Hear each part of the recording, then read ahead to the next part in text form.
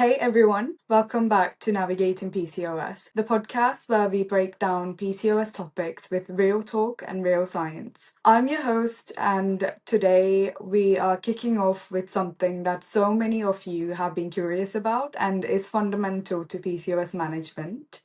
And that is nutrition. We'll be covering how nutrition can actually help with PCOS. I'm joined by one of our in-house nutritionists and all-round hormonal health expert, Suhasini ma'am. Welcome, Suhasini ma'am, and great to have you here. Thanks for having me. I'm really glad we are starting this conversation because nutrition is fundamental but is often overlooked or misunderstood when it comes to PCOS. But it's actually one of the most powerful tools for managing symptoms. Yes, 100%. And I think people often hear about medications or birth control for PCOS, but don't realize how much what they eat can impact their hormones. So let's jump in. So, Hasni ma'am, why is nutrition such a big deal when it comes to PCOS? Great question. Nutrition is a game changer for PCOS. It directly influences the root cause of the condition, like hormonal imbalance, insulin resistance, inflammation, gut, and metabolic health. Many people with PCOS have insulin resistance, which leads to other symptoms like irregular periods, acne, facial hair growth, weight gain, and many more. Now, here's the good part. Nutrition directly impacts insulin. By choosing foods that can keep your blood sugar stable, you can reduce insulin resistance and help improve symptoms. Amazing. So, what are some of those blood sugar friendly foods that you're talking about? If I have to talk about the foods, I think the first thing that comes to me are the colorful vegetables, whole grains, legumes, healthy fats like nuts, seeds, good quality protein. These foods help slow down how quickly the sugar hits your bloodstream, which reduces the insulin spikes. And on the flip side, we want to be mindful of the ultra processed foods, sugary drinks, and refined carbs. These are the ones which raise the blood sugar. I love that you're not saying to cut everything out. It's more about making smart swaps, isn't it? Let's bust some of the myths. I know that lots of people think managing PCOS means cutting out a lot of carbs from your diet. What do you think about that, Suhasini ma'am? It's actually a myth. You don't have to cut out carbs completely. What matters is the quality of carb. There are quick carbs, there are slow carbs. So you have to choose carbs which raise your blood sugars gradually and slowly in the bloodstream. For example, whole grains, legumes, low glycemic index fruits and vegetables, they all contain carbs, but they don't raise the blood sugar quickly. So choosing these foods instead of refined carbs and processed foods which raise the blood sugar quickly is that simple swap that needs to be done. Yes, that's amazing. So let's talk about the next myth. Myth number 2, you need to lose weight to manage PCOS. So losing weight is important for PCOS in people who have a higher BMI and who are overweight, but not everybody, not all PCOS are on the overweight and obese side. There are lean PCOS too. So what we need to work on is a healthy lifestyle, a balanced and healthy diet, and mental well-being. And of course, there are other aspects like exercise, being active, and all that. When all these are taken care, automatically the PCOS symptoms improve. And for those who are working on weight, the weight loss also happens. But it doesn't mean that only weight has to be worked. And then lastly, there's one perfect diet for PCOS. This is such a big myth because every individual is different. In my practice of last 20 years, I have not found any two PCOS individuals same.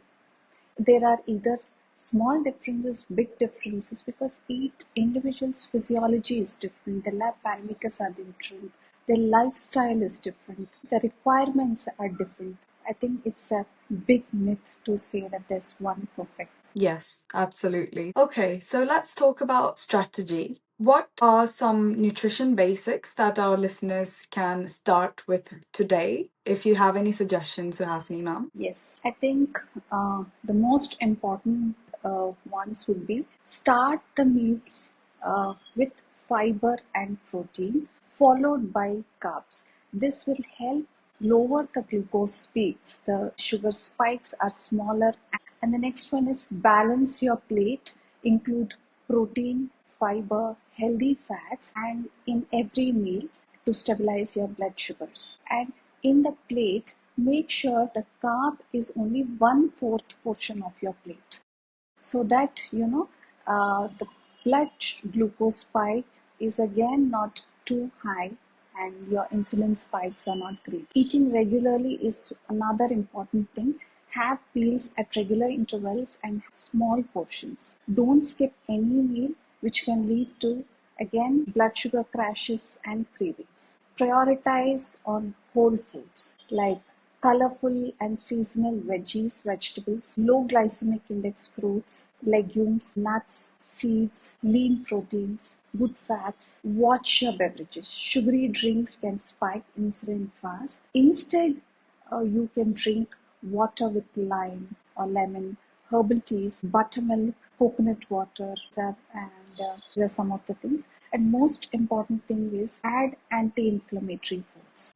Yeah. Some of them are omega rich, like flax seeds or even fatty fish. The other Indian anti-inflammatory herbs are turmeric, ginger, pepper, and some fruits like pomegranate, amla, green tea beverage, green leafy vegetables, dark chocolate, and many other berries and colorful fruits and vegetables are all great choices to consider and include in your daily diet. Thank you so much for sharing that. And this is something that will be definitely expanded on in our program, isn't it? So we'll go into Yes. depths of this and it will be personalized to the individual based on what their needs are for their body. So Hasni ma'am, can you walk us through what a day of eating might look like for someone who's trying to manage PCOS? And of course, we said that each individual is unique and they will have a unique set of items. But roughly, can you give us an idea or give one example of what that looks like for someone who's trying to manage PCOS? It can be your basic homemade food. It doesn't have to be anything,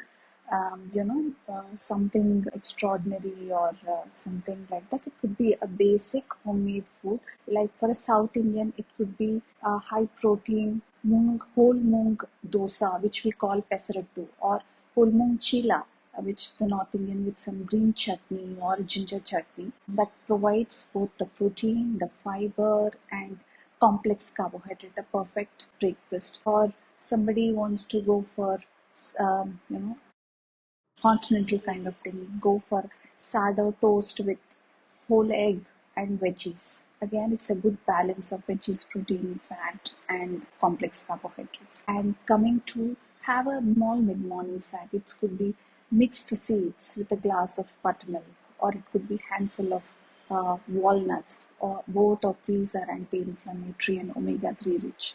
Maybe a piece of fruit if somebody is quite active during the first half. And lunch can be any colorful veggies as salad like beetroot, carrots, peppers. All these have rich phytochemicals which are very good.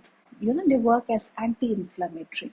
And then a cup of brown rice, 1 teaspoon of ghee if you are at home, with a protein rich, either a palak dal, palak paneer, or if somebody eats meat, then it could be grilled chicken with some roasted veggies and all that. This is one thing. And a snack, I would say, have a green tea, which is rich in antioxidants, and either a handful of roasted chana, again, which is protein and a complex carb, or makhana, which is also a good source of nutrients.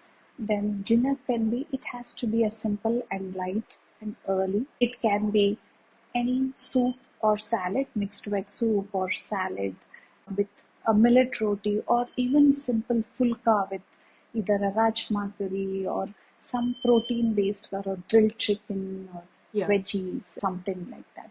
So any such combination, simple homemade combination, just make sure you balance it the right way, and then it can help you work on your condition.